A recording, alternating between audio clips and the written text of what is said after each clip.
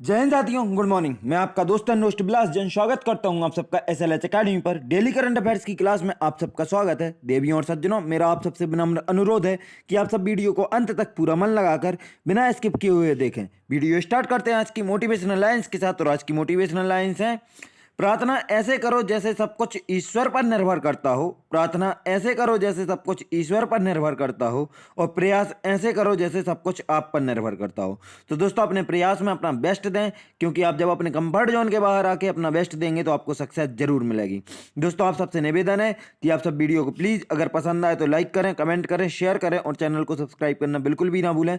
देखते हैं आज का पहला प्रश्न। आज का पहला प्रश्न है, भारत और किस देश के शोधकर्ताओं ने झाड़ी मेंढकों की 5 नई प्रजातियों की खोज की है? आपके ऑप्शंस हैं ए नेपाल, बी चीन, सी रूस और डी अमेरिका। तो दोस्तों, आपको बता दें कि हाल ही में भारत और अमेरिका देश के शोधकर्ताओं ने झाड़ी मेंढकों की खोज 5 नई प्रजातियों की खोज की है। मेंढकों की इन प्रजातियों को पश्चिमी घाटों से खोजा गया है, जो विश्व स्तर पर मान्यता प्राप्त जैव विविधता हॉटस्पॉट है। मेंढकों की 5 प्रजातियां रागोफोराइडिया परिवार से संबंधित हैं। यह खोज पश्चिमी घाट में जीनस राओ चेस्टस के झाड़ी मेंढकों पर लंबे व्यापक अध्ययन का हिस्सा है। दोस्तों, अब आपको इस खोज के बारे में बता दें तो अब इसमें से सबसे मेन है जो याद रखें कि पश्चिमी घाट से इसकी खोज की गई है और भारत और अमेरिका के वैज्ञानिकों ने मिलकर इसकी खोज की है। अब नज़र डालेंगे दोस्तों हम अमेरिका की तरफ। तो जैसे हम देख सकते हैं, अमेरिका उत्तरी अमेरिका महाद्वीप में स्थित एक देश है और जो विश्व का तीसरा सबसे बड़ा देश है, चाहे जनसंख्या के मामले में हो या क्षेत्रफल के मामले में। और दोस्तों, आप देख सकते हैं जैसे कि इसका एक हिस्सा यूनाइटेड स्टेट जो अलास्का नाम से जाना जाता है, कनाडा के पश्चिम में आपको दिख रहा होगा, उत्तर पश्चिम में। इससे अमेरिका की कोई स्थलीय सीमा नहीं लगती। इसने मतलब अमेरिका ने यह अलास्का क्षेत्र रूस से खरीदा हुआ था और इससे अमेरिका की कोई स्थलीय सीमा नहीं लगती, लेकिन उस पर अधिकार अमेरिका का है। आपको बता दें दोस्तों कि अमेरिका की राजधानी वॉशिंगटन डीसी है और वॉशिंगटन डीसी में विश्व बैंक तथा आईएमएफ का मुख्यालय है। अमेरिका की मुद्रा यूएस डॉलर है। अमेरिका के राष्ट्रपति जो बाइडेन तथा उपराष्ट्रपति कमला हैरिस हैं और जो बाइडेन तथा कमला हैरिस को time person of the year 2020 चुना गया है। दोस्तों, आपको बता दें कि अमेरिका के उत्तर में स्थित कनाडा से अमेरिका की प्राकृतिक सीमा 49 डिग्री अक्षांश रेखा द्वारा प्राकृतिक सीमा बनती है। और विश्व की सबसे बड़ी मीठे पानी की झील सुपीरियर झील अमेरिका में ही स्थित है। विश्व का सबसे बड़ा बंदरगाह न्यूयॉर्क बंदरगाह अमेरिका में स्थित है और तथा न्यूयॉर्क में यूएनओ का मुख्यालय भी स्थित है। साथ ही न्यूयॉर्क में स्टैच्यू ऑफ लिबर्टी भी स्थित है, जो कि एक मूर्ति है जो पहले कभी विश्व की सबसे बड़ी थी, लेकिन अब भारत की सरदार पटेल जी की मूर्ति सबसे बड़ी है, स्टैच्यू ऑफ यूनिटी। इसके साथ ही दोस्तों, आपको बता दें कि विश्व का सबसे पहला national park Yellowstone national park America में ही स्थित है। विश्व का सबसे बड़ा जंक्शन शिकागो जंक्शन अमेरिका में ही स्थित है और विश्व का ऑटोमोबाइल हब डेट्रॉइट शहर अमेरिका में ही स्थित है। भारत का डेट्रॉइट मध्य प्रदेश के धार जिले में स्थित पीथमपुर को कहा जाता है और पीथमपुर को शुष्क बंदरगाह भी कहा जाता है। सिलिकॉन वैली जो कि आईटी सेक्टर का हब है, अमेरिका में ही स्थित है। और आईटी सेक्टर का हब देखा जाए विश्व का तो सिलिकॉन वैली को ही कहा जाता है, जो अमेरिका में स्थित है। और भारत का सिलिकॉन वैली बेंगलुरु शहर को कहा जाता है। आपको बता दें दोस्तों, विश्व में अमेरिका मक्का व सोयाबीन का सबसे बड़ा उत्पादक है तथा विश्व का सबसे व्यस्त अंतर्राष्ट्रीय हवाई अड्डा अटलांटा का हवाई अड्डा अंतर्राष्ट्रीय हवाई अड्डा अमेरिका में ही स्थित है। जैसे कि मैंने आपको बताया कि क्षेत्रफल तथा जनसंख्या में विश्व में अमेरिका तीसरे स्थान पर है। तो आपको बता दूं कि क्षेत्रफल में इससे बड़ा रूस और कनाडा तथा जनसंख्या में चीन और भारत इससे आगे हैं। भारत और अमेरिका के बीच में अगर संबंध देखें तो हाल ही में 2-3 युद्ध अभ्यास हुए हैं, जो आपको बता दें वज्र प्रहार सैन्य अभ्यास, टाइगर ट्रम्प सैन्य अभ्यास, मालाबार सैन्य अभ्यास और युद्ध सैन्य अभ्यास। ये 4 अमेरिका और भारत के बीच में सैन्य अभ्यास हुए हैं, जिसमें से युद्ध सैन्य अभ्यास अभी हाल ही में 8 फरवरी को राजस्थान में सबसे लेटेस्ट यही है, राजस्थान में किया गया था। देखते हैं दोस्तों आज का अगला प्रश्न। आज का अगला प्रश्न है, निम्न में से किस देश ने तरलीकृत प्राकृतिक गैस को लेकर कतर के साथ 10 साल का समझौता किया है? आपके ऑप्शन हैं ए नेपाल, बी चीन, सी पाकिस्तान, डी भारत। तो दोस्तों, आपको बता दें कि पाकिस्तान देश ने तरलीकृत प्राकृतिक गैस एलएनजी को लेकर कतर के साथ 10 साल का समझौता किया है। नए समझौते पर दोनों देशों द्वारा हस्ताक्षरित अन्य सौदों की तुलना में काफ़ी कम दर पर हस्ताक्षर किए गए थे। पाकिस्तान और कतर के बीच नए समझौतों से पाकिस्तान के लिए अगले 10 वर्षों से लगभग $3 बिलियन की बचत करने में मदद मिलेगी। नए अनुबंध के अनुसार पाकिस्तान पूर्व समझौते से लगभग $316 मिलियन कम भुगतान करेगा। दोस्तों अब नजर डालेंगे हम पाकिस्तान की तरफ, तो जैसे हम देख सकते हैं भारत के उत्तर पश्चिम हिस्से में स्थित पाकिस्तान है और पाकिस्तान का जन्म भी भारत के थ्रू ही हुआ। 15 अगस्त 1947 को पाकिस्तान का जन्म होता है भारत के विभाजन के बाद। दोस्तों आपको बता दें कि पाकिस्तान की राजधानी इस्लामाबाद है। पाकिस्तान की मुद्रा पाकिस्तानी रुपया है। पाकिस्तान के प्रधानमंत्री इमरान खान तथा राष्ट्रपति आरिफ अलवी हैं। पाकिस्तान की अगर हम सीमा देखें भारतीय राज्यों से, तो जम्मू कश्मीर, पंजाब, गुजरात और राजस्थान से 3 राज्य एक केंद्र शासित प्रदेश से सीमा बनाता है। और पाकिस्तान और भारत की सीमा रेखा को रेड क्लिफ सीमा रेखा कहा जाता है, जो कि 2900 किलोमीटर लंबी है। अगर दोस्तों पाकिस्तान के बारे में अन्य तथ्य देखें, तो पाकिस्तान विश्व का क्षेत्रफल की दृष्टि से भले ही छोटा सा देश है, लेकिन जनसंख्या की दृष्टि से 6वां सबसे बड़ा देश है और विश्व का सबसे बड़ा एम्बुलेंस नेटवर्क पाकिस्तान में ही है। इसके बाद आपको बता दें कि दोस्तों किसी भी इस्लामिक राष्ट्र या पाकिस्तान की प्रथम महिला प्रधानमंत्री या किसी भी इस्लामिक राष्ट्र से प्रथम महिला प्रधानमंत्री पाकिस्तान की ही थी बेनजीर भुट्टो। उनका नाम याद रखें दोस्तों, बेनजीर भुट्टो किसी भी इस्लामिक राष्ट्र से पहली महिला प्रधानमंत्री। और दोस्तों पाकिस्तान के नाम 1-2 रिकॉर्ड भी हैं जो आपको बता दें कि एक दिन में सबसे ज़्यादा पेड़ लगाने का रिकॉर्ड और पहला हॉकी वर्ल्ड कप जीतने का रिकॉर्ड पाकिस्तान के नाम ही है। अब बात करते हैं पाकिस्तान और भारत के बीच में समझौते से, तो सिंधु जल समझौता जो कि 19 सितंबर 1960 को हुआ था, पाकिस्तान और भारत के इतिहास में बहुत ही ज़्यादा महत्वपूर्ण है।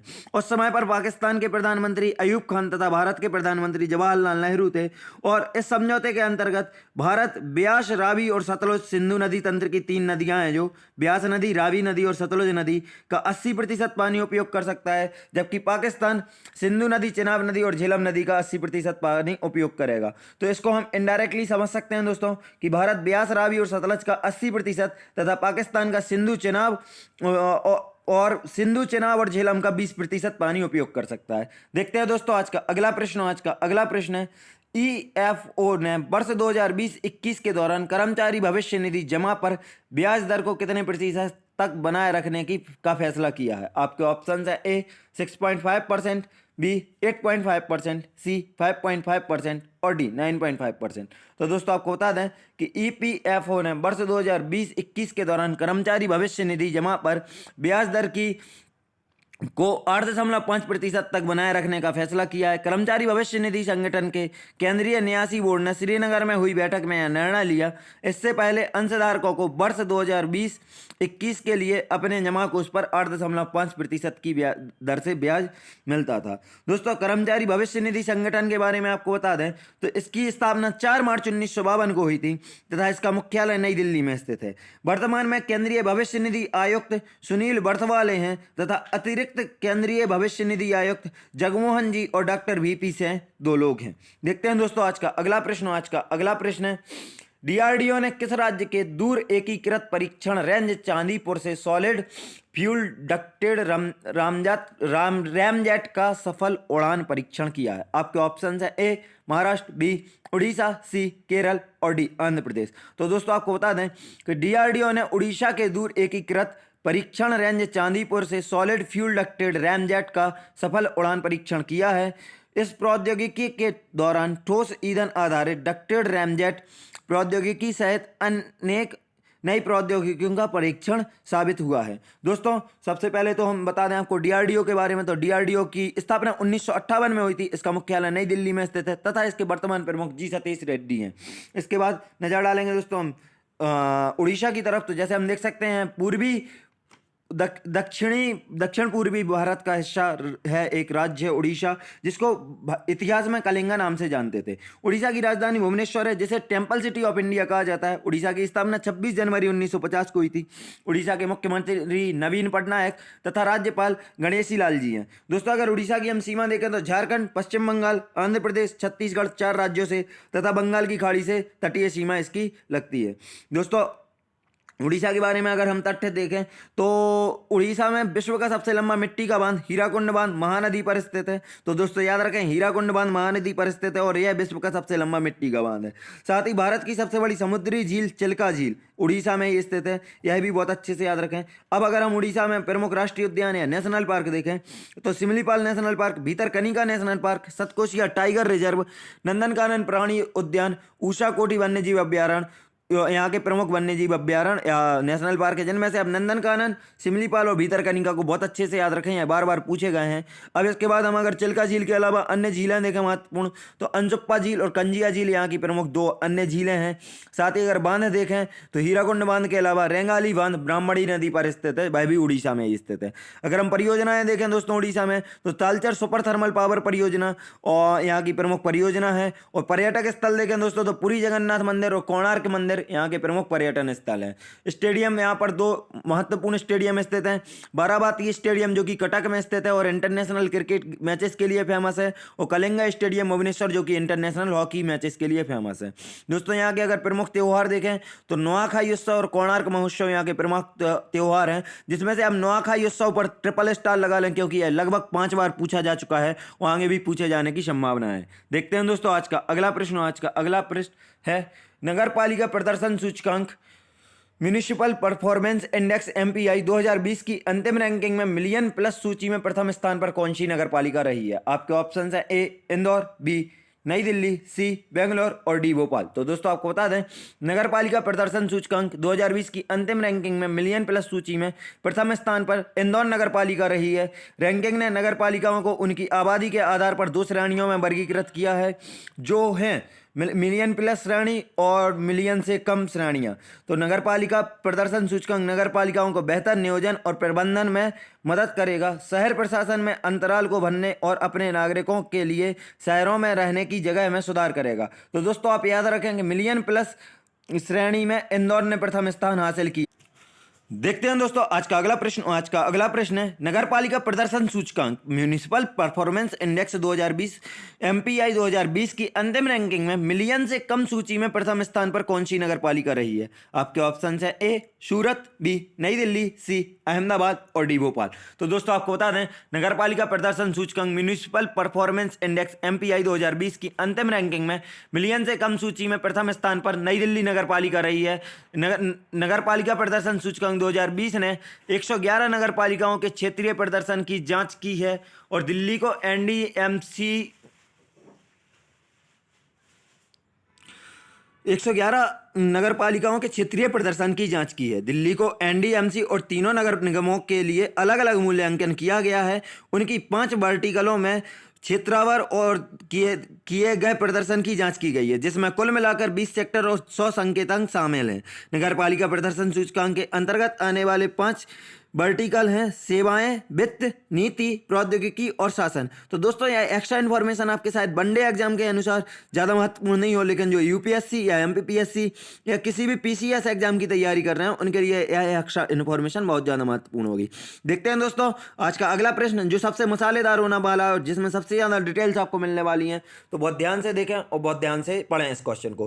क्यूएस वर्ल्ड यूनिवर्सिटी रैंकिंग के 11वां संस्करण में किस यूनिवर्सिटी ने टॉप किया है? आपके ऑप्शन है ए कैम्ब्रिज विश्वविद्यालय, बी स्टैनफोर्ड विश्वविद्यालय, सी मैसाचुसेट्स प्रौद्योगिकी संस्थान और डी भारतीय प्रौद्योगिकी संस्थान बॉम्बे। तो दोस्तों आपको बता दें कि यूएस वर्ल्ड यूनिवर्सिटी रैंकिंग के 11वें संस्करण में मैसाचुसेट्स प्रौद्योगिकी संस्थान ने प्रथम स्थान हासिल किया है। और दोस्तों आपको बता दें कि यह यूनिवर्सिटी मैसाचुसेट्स प्रौद्योगिकी संस्थान लगातार 9वीं बार प्रथम स्थान पर रही है। दोस्तों क्यूएस वर्ल्ड यूनिवर्सिटी रैंकिंग 4 मापदंडों के आधार पर प्रदर्शन की गणना शैक्षणिक प्रतिष्ठा, नियोक्ता प्रतिष्ठा और अनुसंधान प्रभाव और एक संस्थान के अनुसंधान संकाय की उत्पादकता के आधार पर करती है।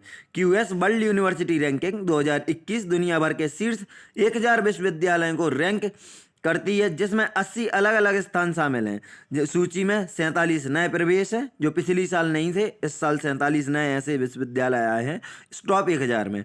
इंडियन इंस्टीट्यूट ऑफ साइंस 185वें स्थान पर है, लेकिन उसके पहले दोस्तों आपको बता दें कि भारतीय प्रौद्योगिकी संस्थान बॉम्बे 172वें स्थान पर है, जिसने भारत में सबसे आगे है। तो भारत की किसी भी टॉप 100 में तो एक भी यूनिवर्सिटी नहीं है। जो पहली यूनिवर्सिटी है भारत की वह है 172वें स्थान पर। आपको बाकी ऑप्शंस का भी बता दें तो स्टैनफोर्ड विश्वविद्यालय सेकंड नंबर पर है जो यूएसए से है। मैसाचुसेट्स प्रौद्योगिकी संस्थान जो कि पहले नंबर पर है, यह भी यूएसए से है। तथा कैम्ब्रिज विश्वविद्यालय जो यूनाइटेड किंगडम से, यह तीसरे स्थान पर है। और भारतीय प्रौद्योगिकी संस्थान बॉम्बे 172वें स्थान पर है। उसके बाद आगे देखते हैं दोस्तों, तो इंडियन इंस्टीट्यूट ऑफ साइंस 185वें स्थान पर, Indian Institute of Technology Delhi 193वें स्थान पर। शीर्ष 200 में शामिल होने वाले भारत के अन्य विश्वविद्यालय हैं। तो भारत के शीर्ष 200 में सिर्फ तीन विश्वविद्यालय हैं। पहला भारतीय प्रौद्योगिकी संस्थान बॉम्बे, दूसरा इंडियन इंस्टीट्यूट ऑफ साइंस और तीसरा Indian Institute of Technology Delhi. देखते हैं दोस्तों इसकी और अन्य डिटेल्स जो मैंने बोला था आपसे। तो विषय द्वारा 2021 की यूएस वर्ल्ड यूनिवर्सिटी रैंकिंग कुल 51 विषयों को कवर करती है, जिन्हें 5 व्यापक विषय क्षेत्रों में वर्गीकृत किया गया है। तो दोस्तों अब विषय वार भी इनने अपनी रैंकिंग दी है। हम आपको बताएंगे कि विषय वाइज रैंकिंग में कौन किस स्थान पर है। पहले आपको बता दें कि विषय वार रैंकिंग आपको किस तरह से आंकी जाती है, और यह यूपीएससी वालों के लिए बहुत ज़्यादा महत्वपूर्ण होने वाला है। तो बहुत ध्यान से सुने कि 51 विषयों को कवर करती है, जिन्हें 5 व्यापक विषय क्षेत्रों में वर्गीकृत किया गया है, अर्थात कला और मानविकी, इंजीनियरिंग एंड टेक्नोलॉजी, जीवन विज्ञान और चिकित्सा, प्राकृतिक विज्ञान और सामाजिक विज्ञान और प्रबंधन। विषय के संदर्भ में 3 इंडियन इंस्टीट्यूट ऑफ टेक्नोलॉजी ने अपने संबंधित विषय के लिए शीर्ष 50 में जगह बनाने के साथ 12 भारतीय विश्वविद्यालयों और उच्च शिक्षा संस्थानों ने शीर्ष 100 में जगह बनाई है। 12 विश्वविद्यालयों में IIT Bombay, IIT Delhi, IIT Madras, IIT Kharagpur, IISc Bangalore, IIT Guwahati, IIM Bangalore, IIM Ahmedabad, JNU Anna विश्वविद्यालय, दिल्ली विश्वविद्यालय और ओपी जिंदल विश्वविद्यालय हैं। आईआईटी मद्रास पेट्रोलियम इंजीनियरिंग के लिए 30वें स्थान पर, आईआईटी बॉम्बे 41वें स्थान पर और आईआईटी खड़गपुर खनिज और खनन इंजीनियरिंग के लिए 44वें स्थान पर और दिल्ली विश्वविद्यालय विकास अध्ययन के लिए 50वें स्थान पर रहा है।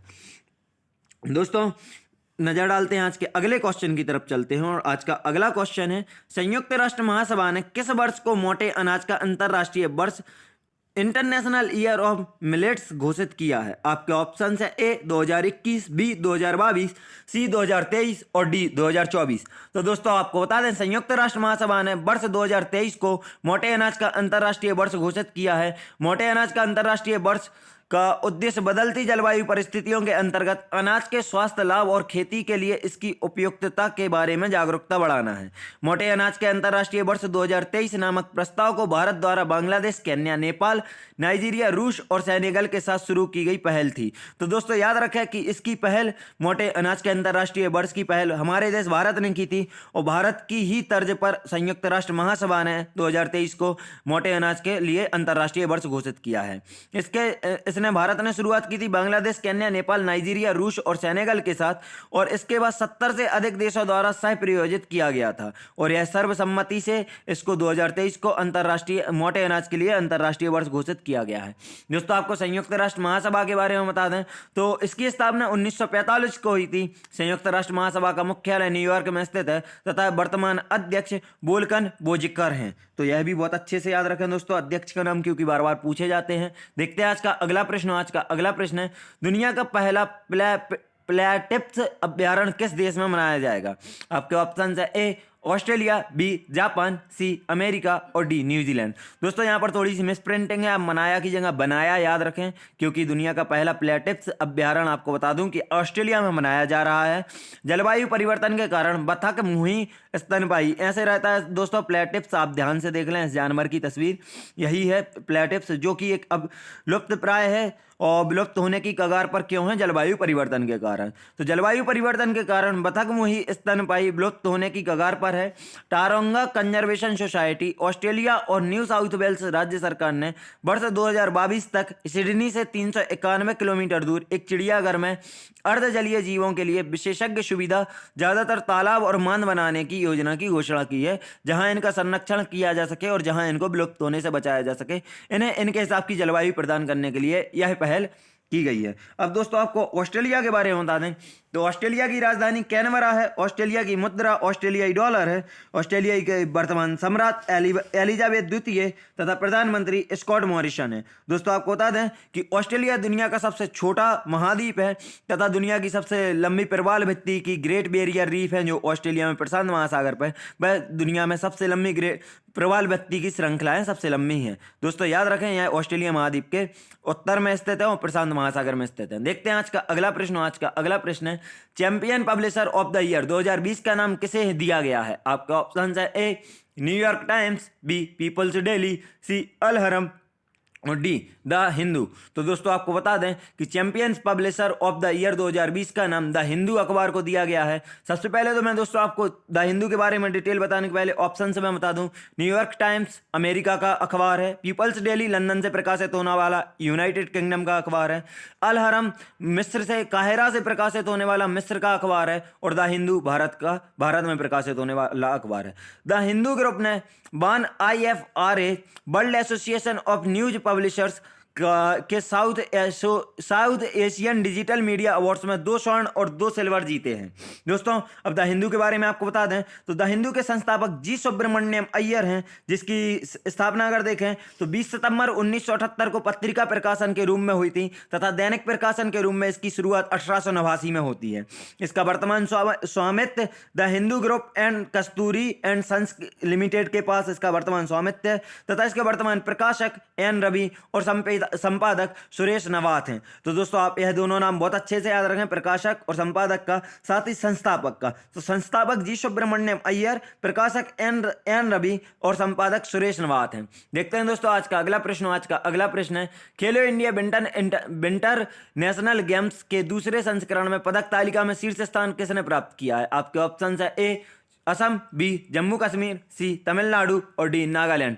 तो दोस्तों आपको बता दें खेलो इंडिया विंटर नेशनल गेम्स के दूसरे संस्करण में पदक तालिका में शीर्ष स्थान जम्मू कश्मीर ने प्राप्त किया है। जम्मू और कश्मीर ने 11 स्वर्ण, 18 रजत और 5 कांस्य पदक जीते हैं और कुल मिलाकर 34 पदक जीते हैं। इस कार्यक्रम का उद्घाटन प्रधानमंत्री नरेंद्र मोदी ने किया था। इस आयोजन में 27 राज्यों और केंद्र शासित प्रदेशों से 1000 से अधिक एथलीटों ने हिस्सा लिया।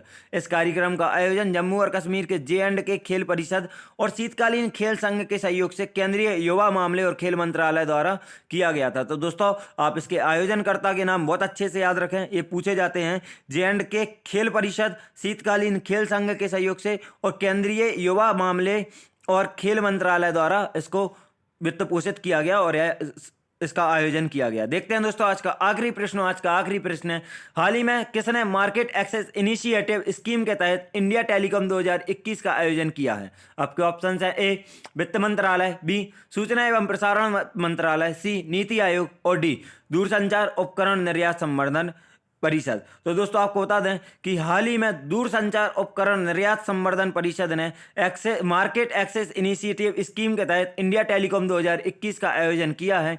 इंडिया टेलीकॉम 2021 का विशेष अंतर्राष्ट्रीय बिजनेस एक्सपो है जिसमें 1000 से अधिक प्रतिनिधियों ने भाग लिया, जिसमें 45 से अधिक देशों के 200 से अधिक विदेशी प्रतिनिधि थे। दोस्तों हमारी वीडियो यहाँ समाप्त होती है। वीडियो को अंत तक देखने के लिए आप सबका धन्यवाद। अगर आप हमारी टीम से फेसबुक, इंस्टाग्राम या टेलीग्राम पर जुड़ना चाहते हैं तो आप हमारी डिस्क्रिप्शन बॉक्स से लिंक द्वारा जुड़ सकते हैं। अगर आपको इस क्लास की PDF चाहिए तो आप टेलीग्राम पर हमारा ग्रुप SLS Academy ज्वाइन कर सकते हैं। वीडियो को अंत तक देखने के लिए एक बार फिर से धन्यवाद। अगर आपको वीडियो पसंद आई हो तो प्लीज़ वीडियो को लाइक करें, कमेंट करें, शेयर करें और चैनल को सब्सक्राइब करना बिल्कुल भी ना भूलें। आपका दिन मंगलमय हो। जय हिंद, जय भारत।